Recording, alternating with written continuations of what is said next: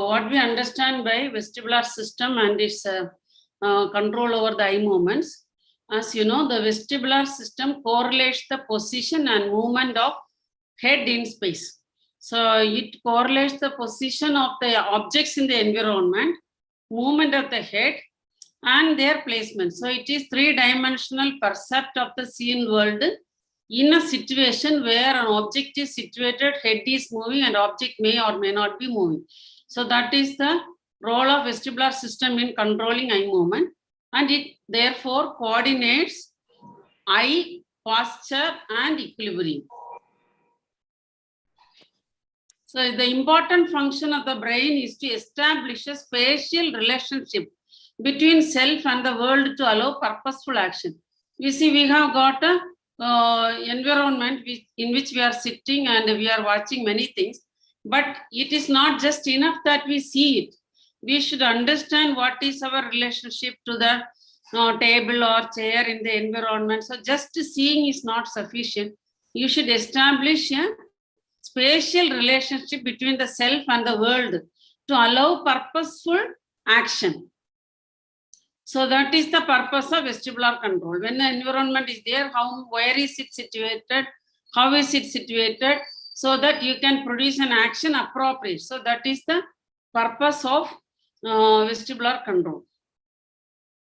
So what are the properties of the vestibular system? So vestibular movements are generated with shorter latency than the visually mediated one. So what we understand by that is, when you have an object in front of you and we see that object, when will we develop an eye movement? When the object is blurring. When the object gets blurred, what does it mean? It is slipping away from the fovea. So last session I had repeatedly insisted the importance of foveation, importance of bringing an object to the fovea so that there is clarity in the vision. So when an object slips in the retina, it becomes blurred. That means it moves away from the fovea. So there is a retinal input. That is the visual latency, but there is also a appropriate generation of impulses from the semicircular canal to sense how much movement has taken place. So there is a latency for vestibular error signal and visual error signal. Vestibular error signal is very short, so quickly it will act, whereas visual error signal is longer. So it is about 70 milliseconds. So by the time the visual blur is corrected by the optokinetic system, you would have been in a blurred image for a longer time. That is why we have got two systems. One is the vestibular system and the optokinetic system. Vestibular system is very quick. It has got a very short latency. It immediately responds to blur, but it adopts after some time. Whereas once it adopts, the visual system will take over. So vestibular system has got a shorter latency. So it quickly responds. It is about 15 milliseconds. Whereas retinal error signal is taking about 70 milliseconds to process. So it will take over after the vestibular system adopts. So acceleration sensors of the labyrinth pick up movement faster than the retina. That is why the latency is very short. The acceleration sensors of the labyrinth are very quick to pick up the tilt, and they start responding within 15 seconds. So you don't have to remain in a blurred object for more than 15 seconds. For head perturbations at frequency of 0.5 to 5 Hertz, only VOR generates fast eye movements. Like, for example, you throw a ball and capture. We have seen people who do this technique. They will throw balls and they will quickly catch so many balls. We have seen in the circus and all. So for that, you need a very short latency of visual blur correction. So that can take place only through VOR. Otherwise, all the balls will go away, and by the time we capture the ball which is coming down, the other balls would have fallen down. So short latency sensing of object and head movement is very important, and that is taking place with the help of the vestibular system. I think I am clear. I have made it simplified. You see, you have got two systems to capture. Last class I said we have got a moving target and we have got stationary target. For moving targets, What is the impulse? That is a retinal error signal, proprioceptive error signal, and labyrinthine error signal. That also I have told in the last session. The vestibular error signal is picked up faster, whereas ocular or the retinal error signal is picked up later. So that for quickly moving objects, like a ball which is thrown up and it is coming down and has to be captured in the circus and things like that, you need a very short latency so that if there is a blur, the object will go away from your hand. So this happens with the labyrinthine sensor. So that is why vestibular system is very quick to adopt to moving target. So we know that this is the vestibular, this is the cochlea, and these are the semicircular canals. We have got three canals. One is the anterior canal, second is the posterior canal, and third is the horizontal canal. So anterior canal, posterior canal, horizontal canal, and each one is connected to a group of eye muscles, extraocular muscles in a facilitatory way, and another group of eye muscles in an inhibitory way, so that both eyes counterbalance. There is excitation, and we saw the rules of eye movement. When one group of muscles are facilitated, that is the Lister's law, the corresponding opposite group of muscles are inhibited. That takes place by a push-pull mechanisms in the semicircular canal, which I have told in the last session. Keep it in mind. So each canal is linked to a pair of muscles in a facilitatory way and in an inhibitory way to the counter group, so that there is a push-pull balance in the extraocular movement generated by the labyrinthine error signal appreciated in a moving target. So we have got the endolymph, which is inside the semicircular canal. You know that we have got hair cells which are having a calcium carbonate crystals, and it floats in the endolymph. All these hair cells float in the endolymph, and when the head tilts, they you have got stereocilia and kinocilia. They tilt towards the kinocilia or away from the kinocilia. Based on that, electrical impulses are generated. They are carried through the vestibular nerves and it goes to the vestibular nucleus. And then we have got the neural integrator, whose brief anatomy we studied in the last session. But section by section, I will be covering them so that it will be clear for all of us. So this is the endolymph. Inside that, you have got stereocilia and kinocilia. When there is a head movement and an object blur is happening, the stereocilia will move towards or away from the kinocilia, which generates appropriate electrical impulse, which are sensed in a mathematical way to detect the degree of shift in the environment, and appropriate VOR correction will take place. And you have got, in addition, you have got the utricle and the saccule. We say that you have got an angular acceleration and a linear acceleration. What is angular acceleration? Is a dynamic movement, whereas linear acceleration is a persistence shift. You have a tilt, that is linear acceleration. Continue to rotate, that is angular acceleration. So angular acceleration is pursued by the semicircular canal, and linear acceleration is pursued by the utricle and the saccule.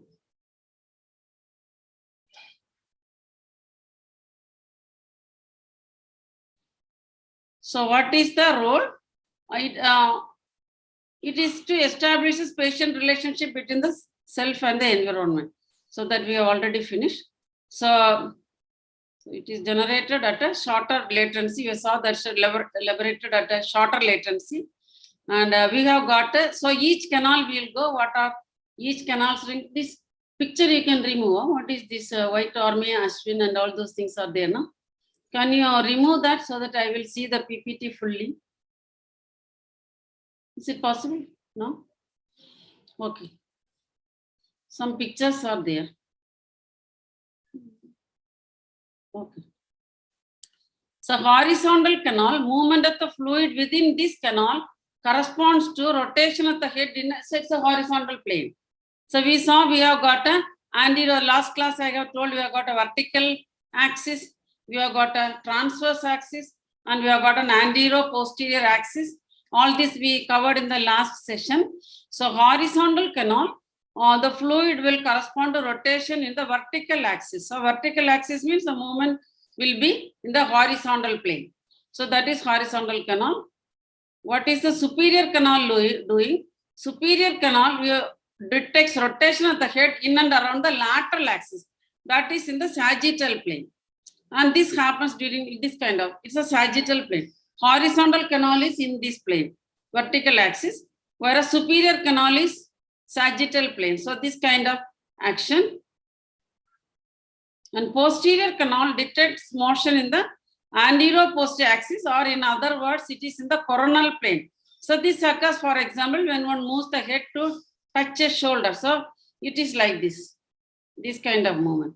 So that is posterior canal. So these are the various canals for angular acceleration. You have got a linear acceleration, cutricle and sacral, that will come to know. So properties of the semicircular canal. It is fluid column. We saw that there is endolymph. Inside the endolymph, you have got stereocilia and kinocilia. They move. So they are moving inside a fluid column. What is the property of movement in a fluid column? That is called Newton's first law. Inertia of motion in a fluid column. If a body is at rest or moving at a constant speed in a stationary fluid column, it will remain at rest or keep moving in a straight line, and unless it is acted upon by a force. So this is what it meant by that. I think we have all done this paper boat experiment. You keep a paper boat in a fluid tub and move in the same uniform oscillation. So initially the boat will have perturbations, but when the movement is constant, there is no more change in the velocity or amplitude of the movement, the boat will stop moving. So that is called inertia of motion in a fluid column. We saw that the semicircular canal picks up very fast. Within 15 seconds, it picks up the error signal. But soon, when the object is moving in a constant velocity, the inertia of motion will come.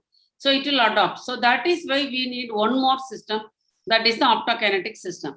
So vestibular system is very quick to pick up, but very quick to adopt also, because it is in a fluid column and the property of inertia of motion will come. So after some time, it will stop correcting in response to a labyrinthine error signal. So the object will continue to blur, and to correct the blur, you get the optokinetic system. So that is the fluid inertia of motion in a fluid column. Next, in reference to vestibular system, we use various terms, that is latency, adaptability, and fatigability. So what is latency? Latency is the time lag between the movement of an object and its corresponding movement generated. That is it. So there is a small latency. The latency is much less for the vestibular system, and it is more for the optokinetic system. The time lag between the movement of the object and movement of the viewer is called latency. And what is adaptability? It is because of the inertia of motion. Adaptability that we just saw, that is Newton's law of inertia of motion in a fluid column moving in a uniform speed. So adaptability is a loss of response to unvarying stimuli. That is a stimuli which is constant, it is not varying. If a movement is continuous in the same speed and same amplitude, then the vestibular system will stop responding because of the inertia of motion in a fluid column moving in a uniform speed. So that is adaptability. And what is fatigability? Repeated movement weakens the response. So even though the amplitude may be changing, repeatedly you do it. That is the basis of labyrinthine adaptive exercises. When people have positional vertigo, we tell them to do labyrinthine adaptive exercise. What is the purpose? When you do repeatedly the same movement, the phenomena of fatigability will come. Labyrinth will stop responding. Labyrinth produces error signal, because of which you get the mismatch between the visual, proprioceptive, vestibular input, resulting in vertigo. So knock out the wrong one. That is the basis of labyrinthine adaptive exercises. You are exploiting the property of fatigability. So you use that fatigability property on the side of the defective canal, so that it will not send any wrong information. So the mismatch between the visual, vestibular, and proprioceptive system will not be there. So the visual system and the proprioceptive system will take care and prevent the neuronal wrong correction of the environment, which results in vertigo. So these are the properties: latency, adaptability, and fatigability. So vestibular system stabilizes the direction of gaze during head movement by producing changes in the tonic input to the oculomotor nucleus. I said that we have got a anterior canal, a posterior canal, and a horizontal canal. And each canal has got a facilitatory link with a pair of extraocular muscles and an inhibitory link with another pair of extraocular muscles, so that the push-pull mechanism maintains the eyeball in correct position. So it stabilizes the direction of gaze during head movement by producing changes in the tonic input in the oculomotor nucleus by either facilitatory or inhibitory influence of that canal. And this is illustrated by the horizontal VOR. So when we do the, when you move the head to one side, appropriate movement to the opposite side, that is the opposite lateral rectus and ipsilateral medial rectus are facilitated, whereas the ipsilateral lateral rectus and contralateral medial rectus are inhibited. That is the push-pull connection. And each horizontal semicircular canal innervates the ipsilateral vestibular nucleus to inhibit the ipsilateral and excite the contralateral abducens nucleus. So that is what I said, that there is an excitatory or facilitatory control with a pair of extraocular muscles and an inhibitory control with another pair of extraocular muscles, so that eye is maintained in proper position. So when the head turns to the right, the ampulla of the right horizontal semicircular canal is stimulated. And this generates mechanical signals in the vestibular nucleus. That mechanical signals are in the vestibular nucleus are converted into electrical signals, and these electrical signals act on the ipsilateral vestibular nucleus, and it is excitatory to the contralateral abducens nucleus. So the eye will move to the opposite side, and eye's deviation in the direction opposite to the head rotation, and it is inhibited to the ipsilateral. So this is how the vestibular adaptive responses prevent the blur and bring the object of interest to the area of interest. So you have got the semicircular canal, the various canals, and they act through these things I will be covering in the subsequent session, that I have mentioned in the last class about the neural integrator, that PPR of nucleus magnocellular. So from the vestibular nucleus, the signal goes to the neural integrator. It is having excited and inhibitory controls the extraocular muscles, which results in appropriate connection and correction. This goes through the neural integrator, medial longitudinal fasciculus, and various kinds of connection to the oculomotor nuclei, which I had briefed in the last session itself. So now we will come to the vestibular nucleus. We saw the semicircular canal. We briefly saw the utricle and saccule, that I will say again. And we thought about the properties of the semicircular canal and how it sends impulses. And now you are reaching the vestibular nucleus.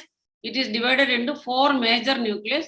There is a lateral vestibular nucleus, medial vestibular nucleus, superior vestibular nucleus, and descending vestibular nucleus, or D-test, Beck-True, Schwabe, and inferior nucleus. These are important. Just keep them in your mind. When we go to abnormality, each one of these nuclei generates one type of nystagmus, so that we will learn after learning the fundamentals of eye movement. So here we see the various nuclei, the superior, the lateral, the medial, and the inferior. So vestibular nucleus are 4 in number, and each one contributes to one kind of eye movement.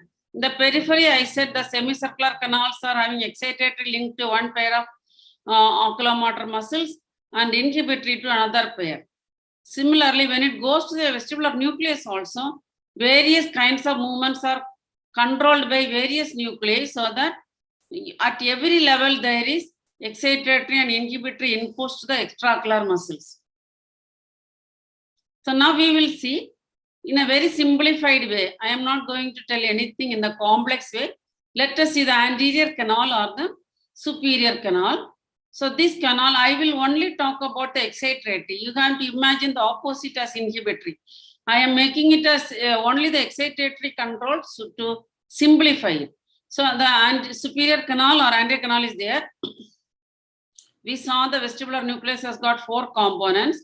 The impulses from the superior canal or the anterior canal goes to the superior vestibular nucleus. We saw that you have got a superior, inferior, medial, lateral vestibular nucleus. So this goes to the superior vestibular nucleus. And from there, it crosses to the opposite side. through the medial longitudinal fasciculus and reaches the third nerve nucleus, where it supplies the inferior oblique muscle. That is the excitatory pair. And then crosses and comes to the ipsilateral superior rectus. I said that each semicircular canal has got a excitatory connection with one pair of extraocular muscles. So I have, in the book, if you see, it will be all the muscles will be put together. The inhibitory control will be put together. So there is always complexity. So I have made it simple. Imagine the inhibitory control is opposite.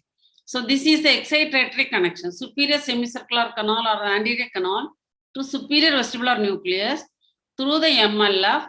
It is excitatorily linked to the opposite inferior oblique and ipsilateral superior rectus. So what are the actions of these muscles? We have already seen in the last session. Superior muscle, superior rectus, elevator, and superior muscles, intort. I have told that principles in the last class. So superior rectus will elevate, so that elevation, and it will intort, and vertical recti will adduct. So this action of the superior rectus will be elevation, intorsion, and adduction. So this I get ipsilateral, I will get elevated when the anterior canal or the superior canal is stimulated. And opposite eye, let us see what happens.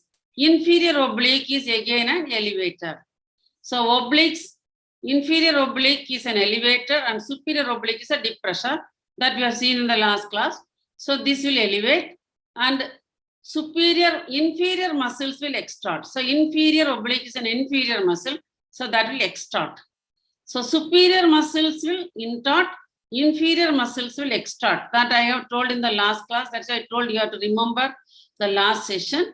So inferior oblique elevates and extorts, and superior rectus elevates and intorts.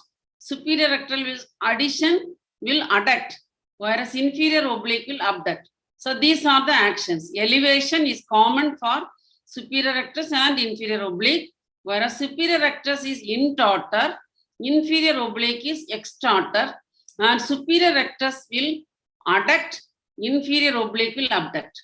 So these are the movements takes place when the anterior canal is stimulated. Keep it in mind, very important, so that you don't have to mug up why the vestibular system produces this kind of nystagmus and all. So that will be the last session, last when we go to pathology. But it is important you remember these principles. So this is the diagrammatic representation of the same thing which I had put in a simplified way by a hand-drawn image in the previous. This is hand-drawn. This is from the textbook. This is showing the excitatory input to the opposite inferior oblique and ipsilateral superior rectus, and corresponding muscles will be inhibited on the to prevent depression of the eye.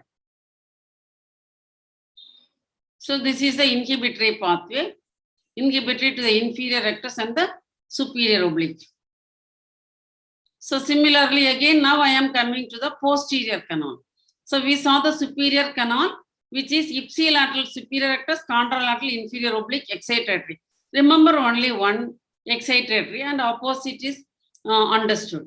So superior canal or the anterior canal is inhibitory, excitatory to ipsilateral superior rectus, contralateral inferior oblique. Both these muscles are elevating. The differences are the superior rectus is an intorter, inferior oblique is an extorter, superior rectus is an adductor, and inferior oblique is an abductor.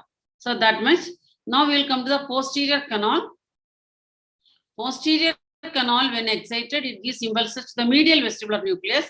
That again goes to opposite MLF, third nerve, and it will excite the opposite inferior rectus and ipsilateral superior oblique. So superior oblique is a depressor, and it is a superior muscles intort. So it will intort. So superior muscles intort, I have told in the last session.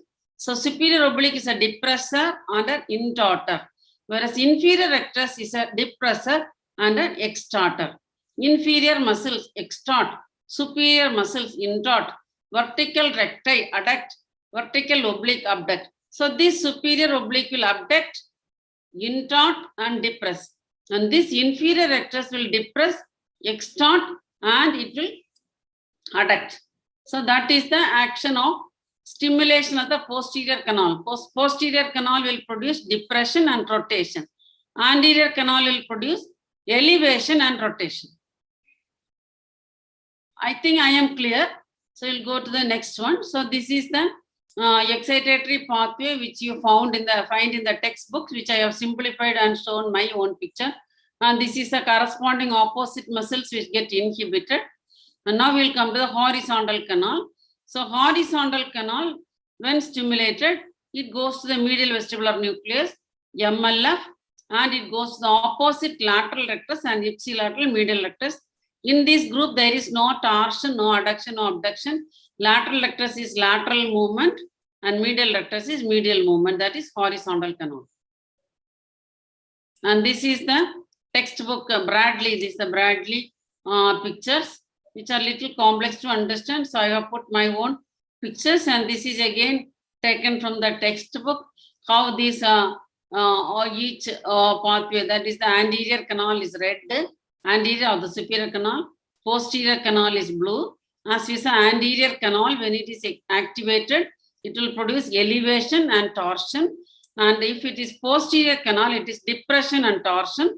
If it is horizontal canal, it is deviation to the opposite side. So now all the three canals are there. Anterior canal is there, horizontal canal is there, posterior canal is there. Anterior canal is elevation and torsion. Horizontal canal is shifting to the opposite side, and posterior canal is depression and torsion. So this is, let us imagine, right side.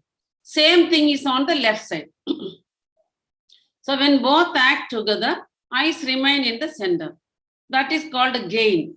So when one vestibular system and the opposite vestibular system act in a parallel symmetrical way, eye remains in the midline. That is called a vestibular gain. So vestibular gain will be 1 if the vestibular system is normal, so that the eye remains in the midline and there is no blur of the image. Let us imagine this is 0. You have got an acute labyrinthitis and the left labyrinth is completely gone. So this is 0. This becomes very strong. Then what happens? The anterior canal will elevate, posterior canal will depress, horizontal canal will push it to the opposite side. Here, this elevation and this depression will get cancelled. Whereas these torsion movements do not get cancelled. There is both intorsion as well as extorsion. They do not get cancelled. And this horizontal movement, there is nobody to cancel. So imagine a situation where the vestibular gain is not 1 because this labyrinth is destroyed. So what happens? The vertical movement of the posterior canal and the anterior canal, which is an excitatory input, they get cancelled. Horizontal, there is nobody to compensate. This horizontal canal will push the eye to the opposite side. And the torsional movements cannot be cancelled. So torsional movement remain. That is why we say that in a peripheral vestibular nystagmus, always slope component is towards the slope. The eye will have a horizontal and rotary nystagmus. Why horizontal? Because the horizontal canal is in lack of vestibular gain. It is not 1, it is more. So the eye will shift in the horizontal plane and it will rotate. If the vertical movements are cancelled, horizontal movements are not cancelled, torsional movements are not cancelled. So the eye will go to the opposite side and rotate. That results in the horizontal rotary nystagmus of vestibular damage. So it is unlike a cerebellar nystagmus, which is gaze-evoked nystagmus. Here, there is a horizontal rotary nystagmus. Because the eye is pushed to the opposite side, the slope component of the nystagmus is always towards the side which is dysfunctional. So you have got a nystagmus where the eye is pushed to the opposite side with the slope component and rotary. So this explains why you get a nystagmus which is horizontal and rotary in peripheral labyrinthine dysfunction.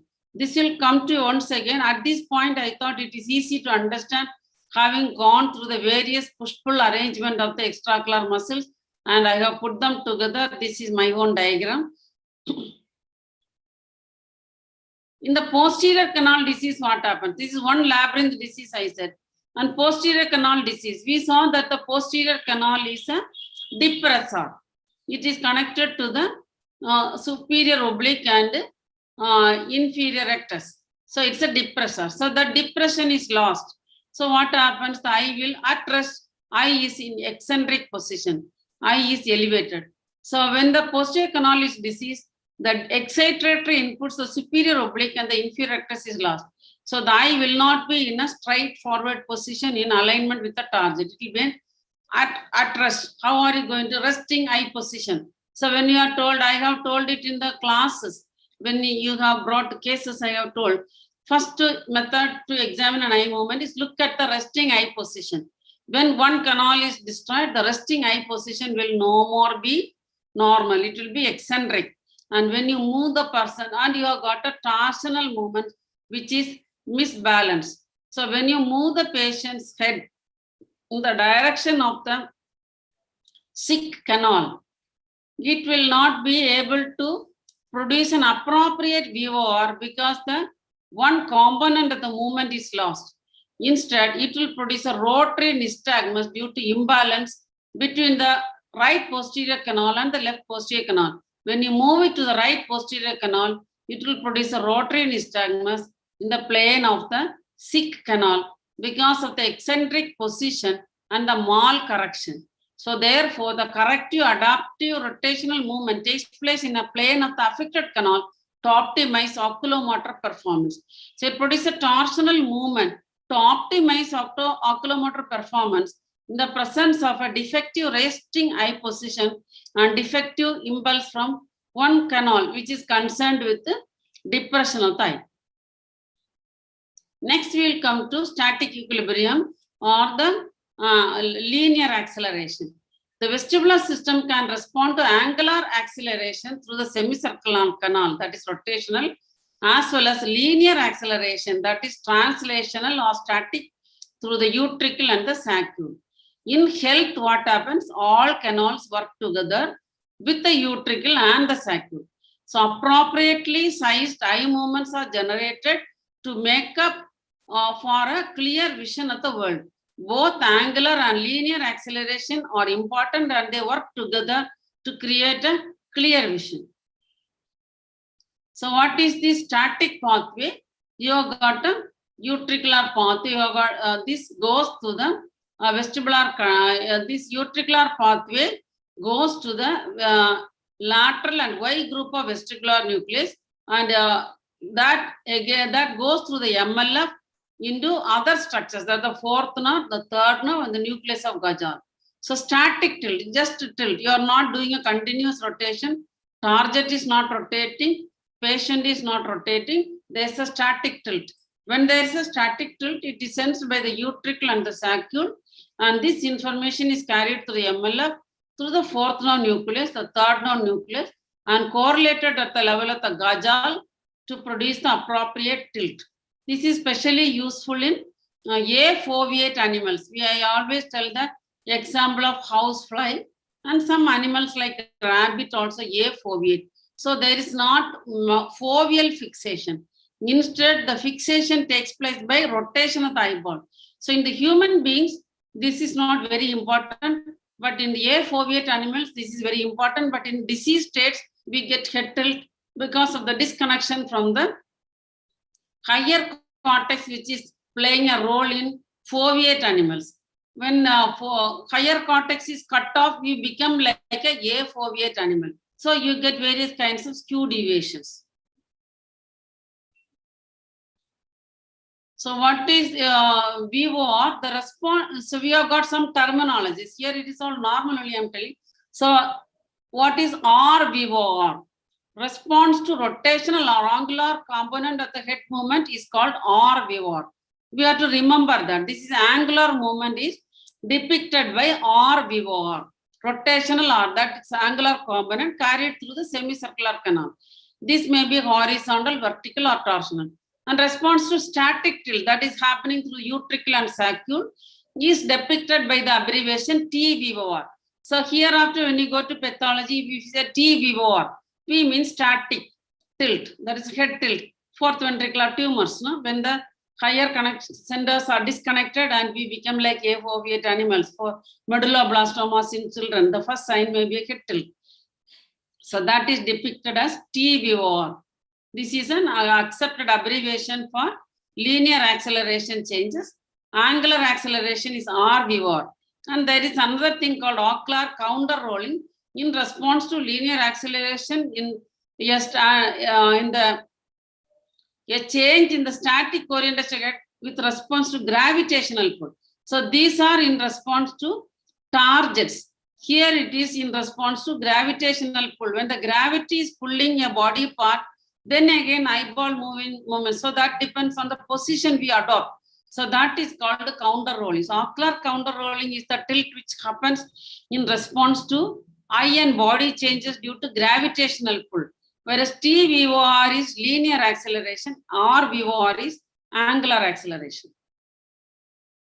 So when VOR fails, what happens? No clear vision unless you are standing still. So if you are moving, the semicircular canal is not producing an appropriate shift in the eye movement. So when you are moving, your object is blurred. You become blind when you are walking. You just stand without any movement, then the role of the semicircular canal is not there. Utricle and saccule is not there. Just the visual pathway is enough. So when the VO or the vestibular system fails, you have clear vision only when you are standing still. When you are walking, you don't have any clear vision. And while walking, you cannot read boards and you cannot see faces. And the world will be shaky, which we call it as oscillopsia. Because when the movement is moving, the appropriate correction does not take place. So when VOR fails or when this vestibular system fails, I said that you get a horizontal rotary nystagmus when there is a total damage because of the failure of the push-pull between all three canals. And posterior canal, which is commonly affected in positional vertigo, the adaptive corrections are rotary movement when moved in the direction of the damaged labyrinth. And when you have got utricle and saccule dysfunction, you get static head tilt. You become like an A-foveate animal. And when this VOR fails, you have, patient will say, when I am standing still, I am able to see everything clearly. If I put 2 steps forward, everything becomes blurred. So it is one unique situation where vision is clear while standing and vision is blurred while moving. And the objects become shaky. And what is this head tilt? That is angular acceleration. This is linear acceleration. When the angular acceleration fails, only these things happen. When the linear acceleration fails, static otolith ocular reflex to gravity results in physiological tilt in A-foveate animals. That is normal. In A-foveate animals, I always used to talk about the housefly. When it is seeing a food particles to have a 3-dimensional vision. I am a rabbit, housefly, they are all A-foveate. So they move their head, they move their eyeball. That's a static tilt. That is the ocular counter rolling to see the 3-dimensional vision in A-foveate animal. We are foveate and we have got a cortical correction. But when these mechanisms fail due to disconnection between these pathways and the higher cortex, we get a tilt reaction. So your linear acceleration failure will result in head tilt. And when head is moved forward or backwards, eyes counter roll and reach a new position to keep the image on the retina. And the degree of the roll depends on the location of the target.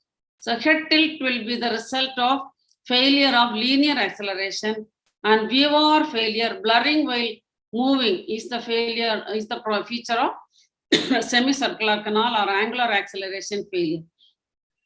Minor degrees of dysfunction in the linear acceleration result in skew deviation. What is skew deviation? It is vertical disconjugation of the eye due to supranuclear cause. This is normal in A-foveate, a normal mechanism to have a 3-dimensional view of the object in A-foveate animal.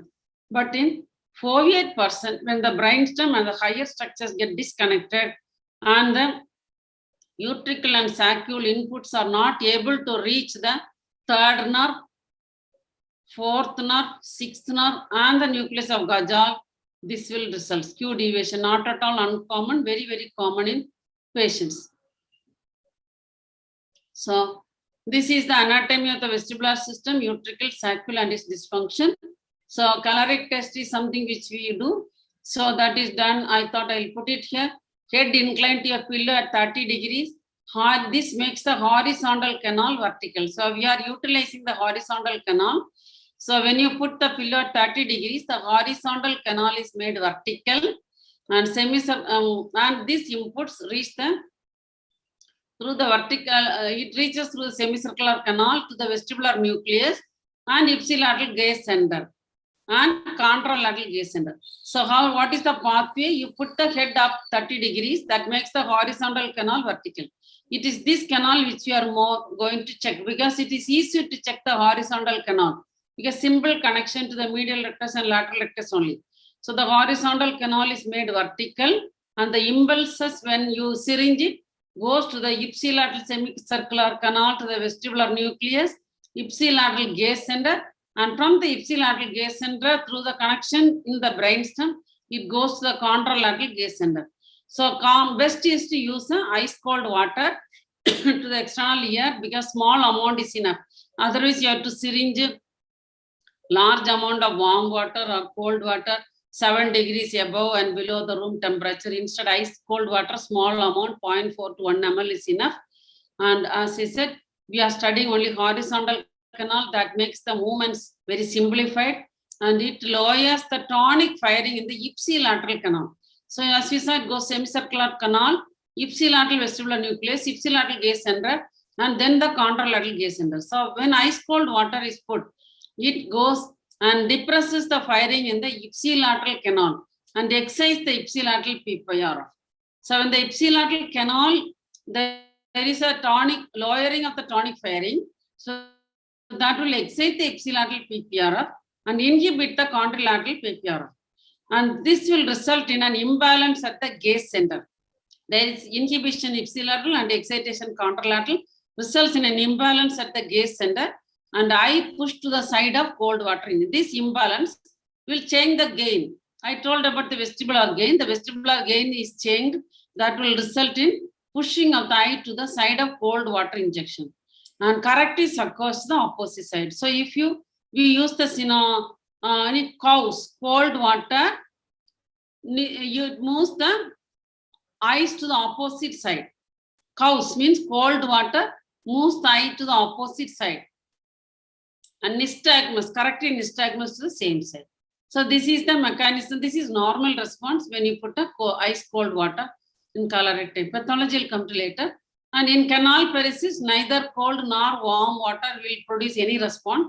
And there will be directional response. Direction is greater in one direction, whether it is injected to the, we said that the cold water, cows, cold water, eye will be shifted to the opposite side. But when there is canal paresis, the response is greater in one direction, whether injected to the right eye or the left eye. Either eye you inject, the fast component is to one direction only.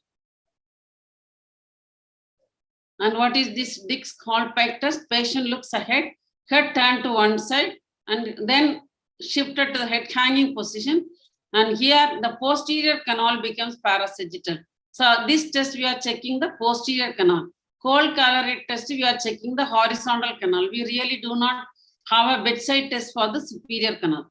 And posterior canal becomes parasagittal, and you just wait for 1 minute. Normally, patient will get a vertigo and a nystagmus. So that is grossly the anatomy and physiology of the vestibular system.